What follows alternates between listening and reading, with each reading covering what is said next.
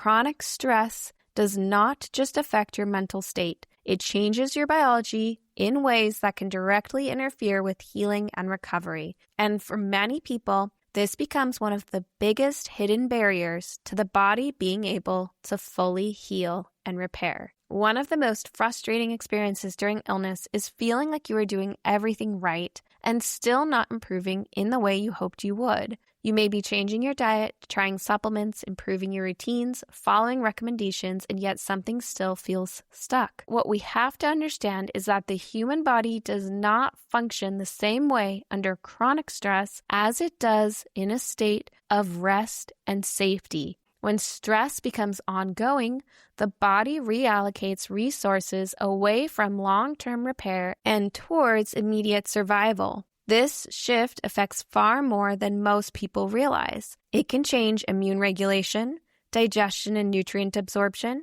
hormone signaling, energy production, inflammation, sleep quality, and how the nervous system interprets signals from the body. This means that even supportive interventions can become less effective when the body remains stuck in a prolonged stress response. To understand what this looks like in a real-world context, it helps to look at a documented case. Dr. Jeffrey Redeker describes many cases of individuals who have healed from terminal or chronic illness in unexpected ways. One such case was that of a young man diagnosed with stage 4 brain cancer, a condition typically associated with extremely poor prognosis. The patient initially followed a conventional treatment path that included surgery, chemotherapy, and radiation. But despite these interventions, his outlook remained serious, and the expectation was that the disease would continue to progress. At that point, he chose to step away from further aggressive treatment and traveled to a healing community in Brazil. What changed there was not a single therapy, but the entire structure of his daily life. His environment became slower and less externally demanding, more socially supportive, centered around rest, reflection, and meditation, and less dominated by urgency, fear, and medical intensity. He engaged in daily meditative practices, a predictable and calming routine, and a community environment that reduced isolation and psychological strain, along with receiving excellent nutrition. Over time, his condition improved to a degree that surprised his physicians, and follow-up imaging eventually showed that the tumor was no longer detectable. Redeker presents cases like these carefully. He does not attribute the outcome to one factor, and he does not suggest that stress reduction alone can explain what's happened in cases like this. The patient had received prior treatment, and multiple aspects of his life changed simultaneously. But what the case clearly highlights is this: when the overall stress environment of the body shifts dramatically, physiology can shift dramatically with it. This connects directly to something we've discussed in earlier episodes. The body is constantly responding to the conditions it is operating within, not just isolated treatments or interventions. To understand why stress interferes with healing, it helps to step back and look at how the body is designed to respond to threat. The stress response is not inherently harmful. In fact, it is one of the most intelligent and adaptive systems we have. When you encounter a short-term challenge, your body mobilizes energy, sharpens awareness, and prepares you to act. The problem arises when that response is no longer temporary. When stress becomes chronic, the body cannot return to baseline. Instead, it begins operating in a different physiological mode, one that prioritizes immediate survival over long-term repair. At the center of this shift is the hypothalamic pituitary adrenal axis, often referred to as the HPA axis. This system regulates the release of cortisol, a hormone that plays a central role in energy distribution, inflammation, and circadian rhythm. Under healthy conditions, cortisol follows a predictable pattern, rising in the morning to help you wake up and feel energized, and gradually declining throughout the day to allow you to sleep at night. But chronic stress disrupts this rhythm. Cortisol may remain elevated when it should be falling, or become blunted and insufficient when the system has been overactivated for too long. Either pattern creates instability, affecting sleep, blood sugar regulation, immune signaling, energy, and the body's ability to recover. Simultaneously, the autonomic nervous system becomes imbalanced. the sympathetic branch, responsible for the fight or flight response, becomes dominant, while the parasympathetic branch, which supports rest, digestion, healing, and repair, becomes less accessible. This shift changes how resources are allocated throughout the body. Blood flow is directed towards muscles and away from organs involved in digestion and healing. Digestive function slows, and nutrient absorption becomes less efficient. Processes like tissue repair and cellular maintenance are deprioritized. Even if you are providing your body with the right nutrients, your ability to utilize them can be reduced in this state. The immune system is also deeply affected by chronic stress, becoming dysregulated. Certain aspects of immune function may be suppressed, which can increase susceptibility to infections, while other aspects become overactive, contributing to chronic inflammation.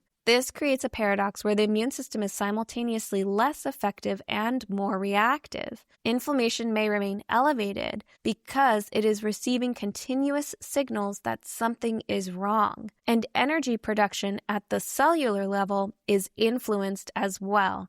This is why chronic inflammation and chronic exhaustion so often appear together. Mitochondria, which are responsible for producing ATP, respond to stress signals by shifting how they generate energy. Under prolonged stress, energy production becomes less efficient, and more resources are directed towards managing oxidative stress rather than supporting optimal function. This contributes to a deep, persistent fatigue many people experience during chronic illness. It's not due to simply a lack of rest. It is a change in how energy is being produced and used. For many people, this is the missing explanation behind deep, persistent fatigue that does not improve with rest. There is also a circulatory component that often goes unrecognized. In a stress-dominant state, the body prioritizes rapid response over restoration, which affects how blood and oxygen are distributed. Organs involved in detoxification, digestion, and repair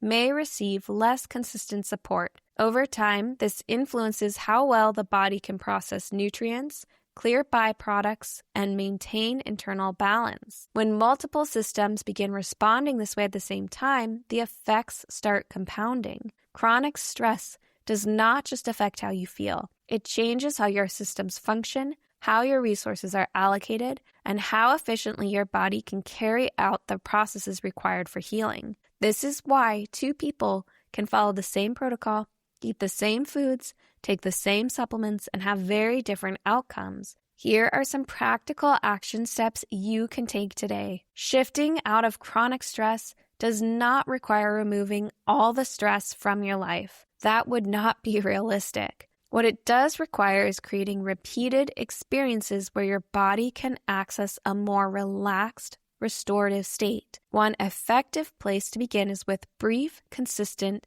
nervous system resets. This might look like sitting quietly for a few minutes and focusing on your breath, extending your exhale slightly longer than your inhale, or simply allowing your body to be still without stimulation. These moments may seem small, but they begin to signal to your nervous system that it is safe to shift into repair mode. One of my favorite tools is my episode 63, Your Daily Healing Visualization, a guided meditation to reset your body and mind in 10 minutes. You can download that meditation and do it anytime you need just a few minutes to reset. It is also helpful to examine the overall structure of your day. Chronic stress is often less about one large, obvious, stressful event and more about the continuous daily low-level pressures we all face. Identifying even one area where you can reduce that pressure, whether it's adjusting your schedule, setting a boundary, or creating more space between tasks, can change your baseline. Social environment plays a significant role as well. Human physiology responds to connection. Spending time with people who are safe and supportive can measurably influence heart rate variability, stress hormone levels, and overall nervous system health. Rest is another critical factor, But it's important to distinguish between collapse and restorative rest. Rest that supports healing is intentional and allows the body to downshift rather than simply recovering from exhaustion. Remember, consistency matters more than intensity. The goal is not to create dramatic changes overnight, but to introduce repeated signals of safety that allow your body to spend more time in that rest and repair mode. This is why small, repeated changes are more biologically powerful than occasional extreme efforts. Healing cannot occur in the same conditions that sustain chronic stress. The body cannot prioritize repair while it is continuously preparing for threat. This does not mean that stress is the sole driver of illness, but it does mean that the state your body is in influences what it is able to do. And when that state begins to change, even a little, the body can respond in ways that feel meaningful and surprising. In upcoming episodes, we'll continue to discuss surprising ways to shift your body into rest and repair mode. So stay tuned for those, and as always, go be renegades.